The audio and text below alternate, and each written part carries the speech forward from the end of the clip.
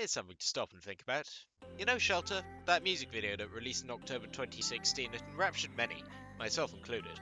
I've loved praise upon this literally since the inception of my channel, and I still think that it's one of my favourite short films of all time, and I still think it has the cutest exhalment of 2016. But today is different, as I'm not going to be telling you about what I like about the short. Instead, I'm imploring you to stop and think about this. Rin has been naked this entire time. I'm not fucking with you. Like, pause here. She's naked, and I would zoom in on it here, but I've been skating on thin ice ever since my comments about Hachikuji. The biggest problem with this is that it sounds the last heartbreaking farewell between Ren and her father, because now I have to imagine her father getting her clothes off in order to get her into the spaceship. Oh hey, the police have my number!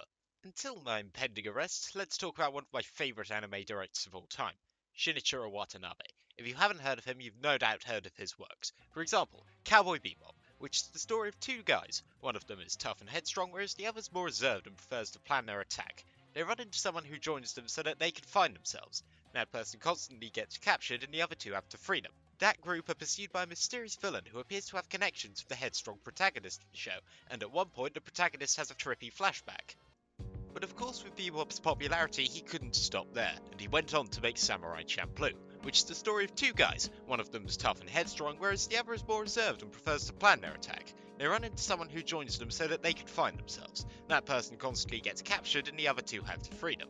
That group are pursued by a mysterious villain who appears to have connections to the headstrong protagonist of the show, and at one point the protagonist has a trippy flashback. Cool.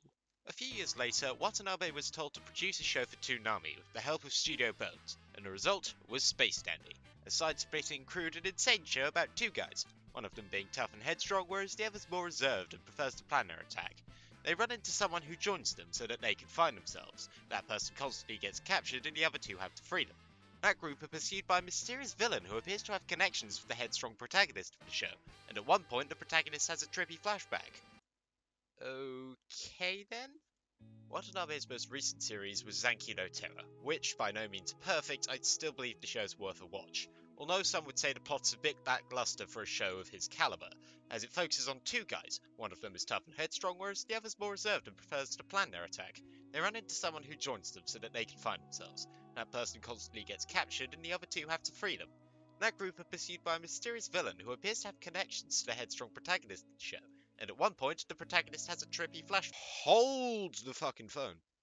Now, of course this one is more of a joke. Of course there's differences between these shows. For example, I'd recommend that you watch Cowboy Bebop, Samurai Champloo and Space Dandy in the English dubs. However, Zanki no Terror must be watched in the original Japanese. Why? You're kidding. That's why. Our final weird thought comes from Shurabako, namely the idea that it's going to be getting a movie soon. Now, I adore the shit out of Shurabako. The concept of PA Works doing a movie of it is made even sweeter by the fact that their last movie was Makia, which makes me even more hyped for it, despite the fact Shurabako is designed to make you feel the exact opposite of hype. Well, that's another weird thought about Shurabako.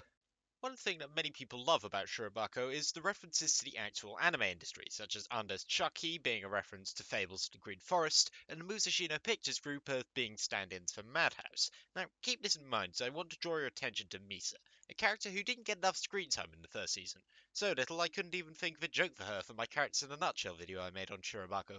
Her role as a CGI artist who's dissatisfied because there aren't enough cartoonish productions going on in the industry. In the 3 years it's been since the end of Shurabako, a lot has actually happened in terms of CGI and anime, and arguably the cartoonish Western-style CGI project that Misa would have been looking for exists, and that project is Pingu in the City. Yep, as well as being the greatest anime series of all time, Pingu in the City is quite a change of pace for CGI studios in Japan. If a second season of Shurabako is to give Misa more screen time, then will we get a Pingu in the City reference? And if so, will that provoke Molbeat to block Shurabako worldwide? You know what, maybe we don't need a Pingu in the City reference if Shurabako gets more continuations, but could you at least have Emma and Konogi get together, because I want to see them fuck. As much as I want to go on a rant about how Konogi is an underappreciated waifu, I think I should stop there. But not before I give you guys an invitation. Yes, next week I'm doing my National Poetry Day special, and because my fanfic roulette video got views, I'm asking you guys to give me 2 random characters in the comment section of this video so I can write romantic poetry of them.